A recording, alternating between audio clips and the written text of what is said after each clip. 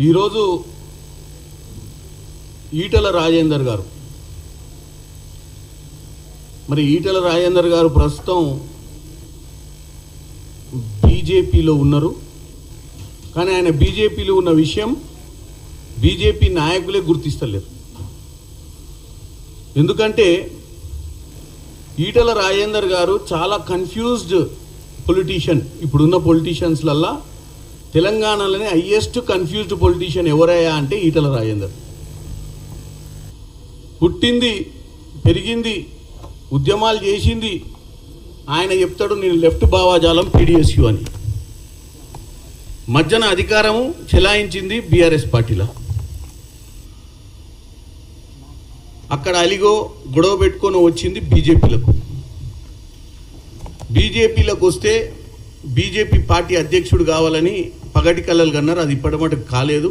ఎందుకు కాలేదో కూడా తెలియదు ఆయనకు. ఈ అయోమయం పరిస్థితిలో ఎవరినన్నా రోజుకొకరిని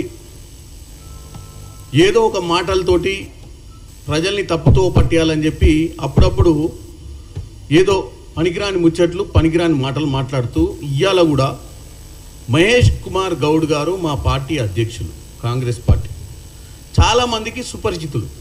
మహేష్ కుమార్ గౌడ్ గారు ఎన్ఎస్యుఐ అధ్యక్షుడిగా అంటే స్టూడెంట్ విభాగానికి కాంగ్రెస్ పార్టీలో అధ్యక్షునిగా ఉండి ఈరోజు ఆ పార్టీకి ప్రెసిడెంట్ అయిండు.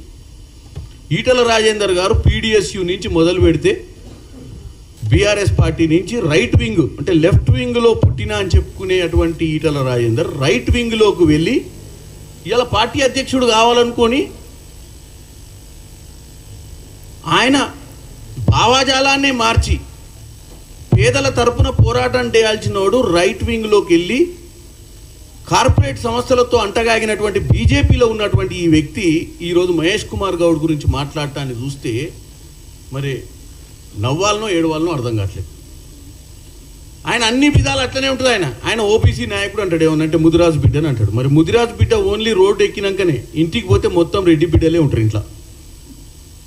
ఆయన ఈటల రాజేందర్ రెడ్డి 7 దాకా ఇంటి గేటు బయటికి రాగానే ప్రజల్ని మోసం చేయడానికి ఓబీసీ లీడర్,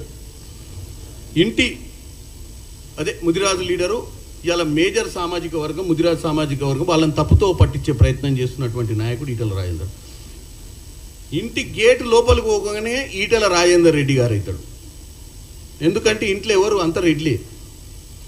మరి తెలంగాణ ప్రజలకు ఈయనను మరి ఏ సామాజిక వర్గానికి సంబంధించిన నాయకుడు అనుకోవాలనో కూడా ప్రజలకు కన్ఫ్యూజే. ఇటు పార్టీలకు కన్ఫ్యూజ్ ఇవ్వాలి ఆయన గురించి, ఇటు ప్రజలకు కన్ఫ్యూజ్. ఈ కన్ఫ్యూజ్ లీడర్ అప్పుడప్పుడు కొన్ని ఆరోపణలు చేస్తూ ఇవాళ మా పార్టీ అధ్యక్షుని మీద చేస్తుండు.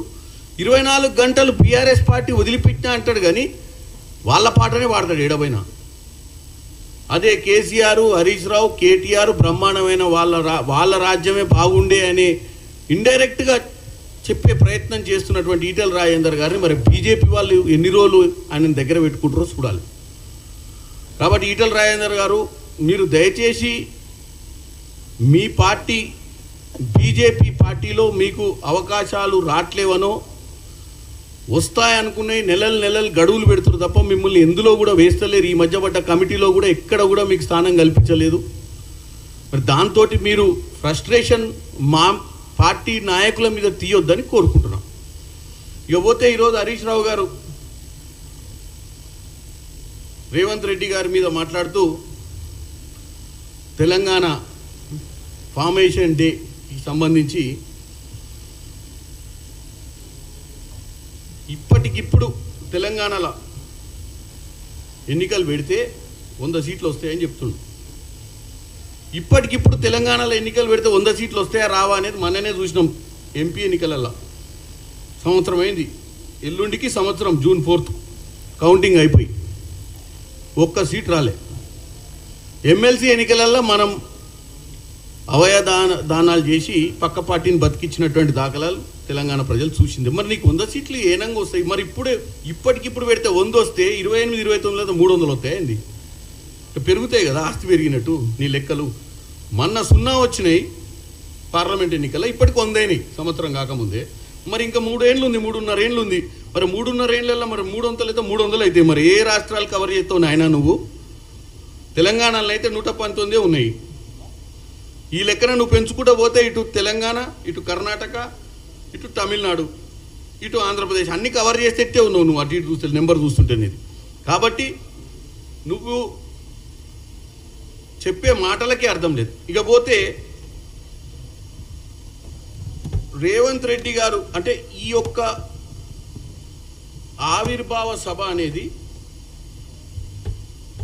బీఆర్ఎస్ వల్లనే ఇలా రేవంత్ రెడ్డి గారు అక్కడ మాట్లాడేటువంటి అర్హత కలిగిందంటారు. అంటే నీ ఉద్దేశం ఏంది? ఇవాళ ముఖ్యమంత్రిగా తెలంగాణకు రేవంత్ రెడ్డి గారు ఆవిర్భావ సభలో మాట్లాడేటువంటి హోదా మీ వల్ల వచ్చిందని చెప్పడానికి మీకు ఏమైనా సిగ్గు ఉండాలి.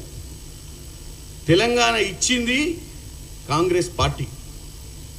ఇచ్చిన 10 ఏళ్ల తర్వాత ఈరోజు తెచ్చుకుంది ఇచ్చింది మేము.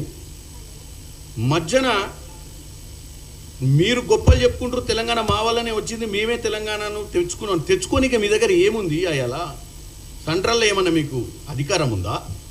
లేకపోతే రాష్ట్రంలోనే మీరేమన్నా కూర్చొని 4 గోడల మధ్యన కూర్చొని తెలంగాణను మీరు తెచ్చుకుర్రా పార్లమెంటుకు సంబంధం లేకుండా? అయాల యూపీఏ ప్రభుత్వం ఉంది కాబట్టే, సోనియా గాంధీ గారు మాట ఇచ్చిరు కాబట్టే తెలంగాణ వచ్చింది. ఇలా ఆవిర్భావ సభలు జరుగుతుంది కూడా సోనియా గాంధీ వల్ల అనే విషయాన్ని మీరు మర్చిపోతుర్రు. ఇకపోతే